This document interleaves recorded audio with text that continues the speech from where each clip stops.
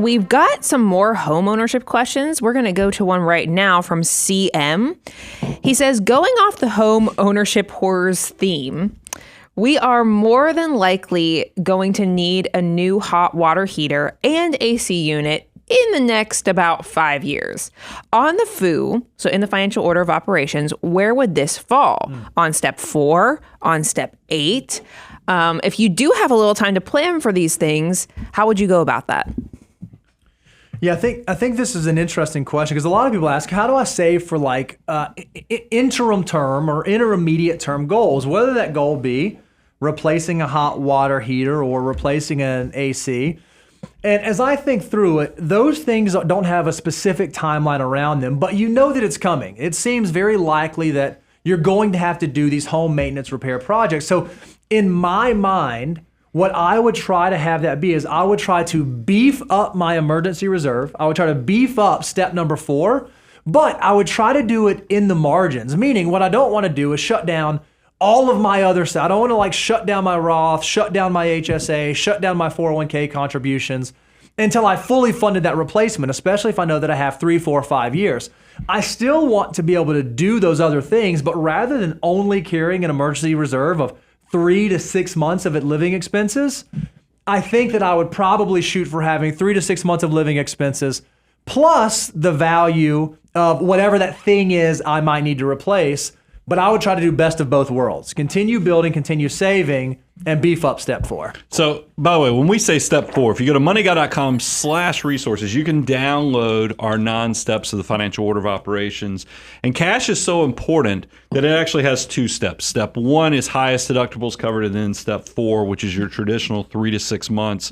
My answer on this is, look, AC goes out down here in the South, it's an emergency immediately, especially if you have children sleeping in that house. So you're definitely going right to the emergency reserves to pay for that replacement or that repair ASAP. Now, if somebody like CM realizes that they just had a repair and maybe it was only a $200 repair, but the technician told you, hey, this thing's probably on its last leg, so I would think in the next 18 to 24 months, you're going to need to replace this unit. There is nothing wrong with your emergency reserves having a kind of an extra tank for planning.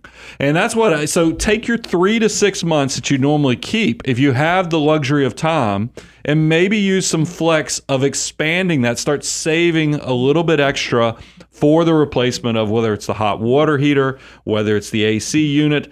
But if you have time on your side, there is nothing wrong with taking advantage of that so that you can plan accordingly. And then here's some other things you ought to pay attention to. I noticed this on one of my houses, had to put a new water heater in.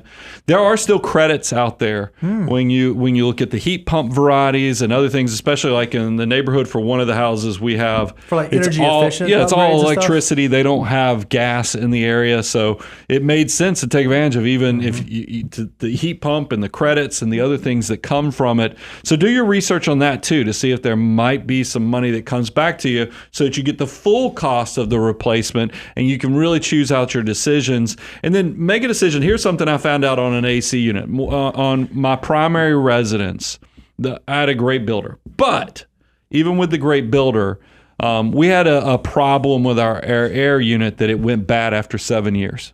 That seems quick. Yeah, that seems really quick. Even the tech was like, man, you're just unlucky because this happened, that this thing's a complete failure. The problem I have is that the AC only had a 5-year warranty. I found out later that if the builder would have paid, and if I'd have known this, I would have paid. It was like $300 to $400 more. Just they make a model warranty? they make a little bit nicer model that has a 10-year warranty. So pay attention when you are getting into those decision matrix of what's the next thing to do on like my heat and air unit. Have a long-term outlook and then ask the question, hey, if what's the warranty on this? Is there something that's $200 or $300 more expensive that it extends that warranty by 2? So 5 years to 10 years? Because that's the stuff that I think most people don't realize. And you want to go into it with your eyes open and give yourself where you can make this a minimal, how much mental calories you have to put in this as possible. And extending that warranty is a powerful thing. Great